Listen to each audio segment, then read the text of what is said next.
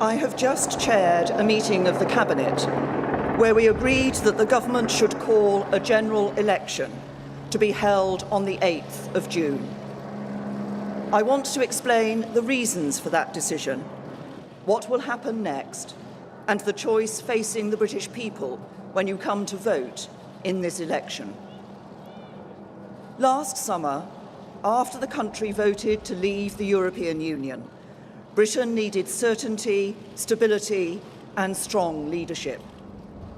And since I became Prime Minister, the government has delivered precisely that. Despite predictions of immediate financial and economic danger, since the referendum, we have seen consumer confidence remain high, record numbers of jobs, and economic growth that has exceeded all expectations. We have also delivered on the mandate that we were handed by the referendum result. Britain is leaving the European Union, and there can be no turning back. And as we look to the future, the government has the right plan for negotiating our new relationship with Europe.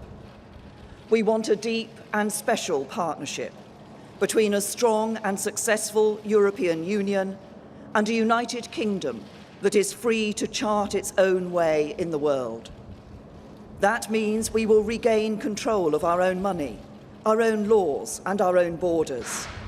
And we will be free to strike trade deals with old friends and new partners all around the world. This is the right approach, and it is in the national interest. But the other political parties oppose it. At this moment of enormous national significance, there should be unity here in Westminster. But instead, there is division. The country is coming together, but Westminster is not. In recent weeks, Labour have threatened to vote against the final agreement we reach with the European Union. The Liberal Democrats have said they want to grind the business of government to a standstill. The Scottish National Party say they will vote against the legislation that formally repeals Britain's membership of the European Union. And unelected members of the House of Lords have vowed to fight us every step of the way. Our opponents believe, because the government's majority is so small, that our resolve will weaken and that they can force us to change course. They are wrong. They underestimate our determination to get the job done. And I am not prepared to let them endanger the security of millions of working people across the country. Because what they are doing jeopardises the work we must do to prepare for Brexit at home. And it weakens the government's negotiating position in Europe. If we do not hold a general election now, their political game playing will continue, and the negotiations with the European Union will reach their most difficult stage in the run-up to the next scheduled election. Division in Westminster will risk our ability to make a success of Brexit, and it will cause damaging uncertainty and instability to the country. So we need a general election, and we need one now, because we have at this moment a one-off chance to get this done while the European Union agrees its negotiating position and before the detailed talks begin. I have only recently and reluctantly come to this conclusion. Since I became Prime Minister, I have said that there should be no election until 2020. But now I have concluded that the only way to guarantee certainty and stability for the years ahead is to hold this election and seek your support for the decisions I must take. And so tomorrow, I will move a motion in the House of Commons calling for a general election to be held on the 8th of June. That motion, as set out by the Fixed Term Parliament Act, will require a two-thirds majority of the House of Commons. So I have a simple challenge to the opposition parties. You have criticised the government's vision for Brexit. You have challenged our objectives. You have threatened to block the legislation we put before Parliament.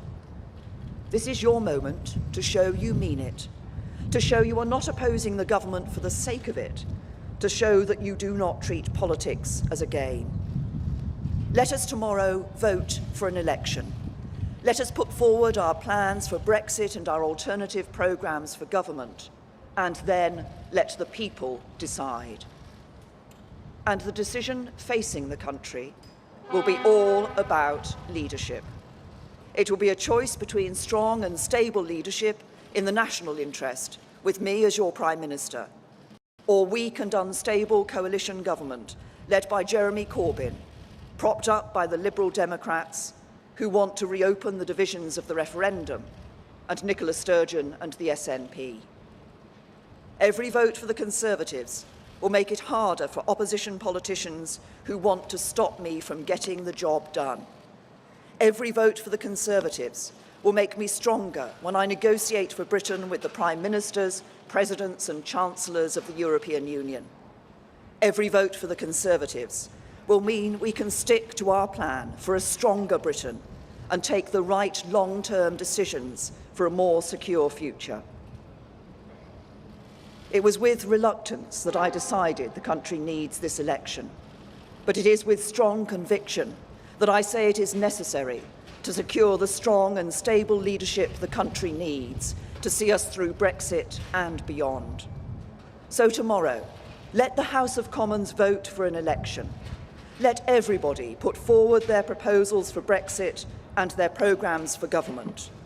And let us remove the risk of uncertainty and instability and continue to give the country the strong and stable leadership it demands.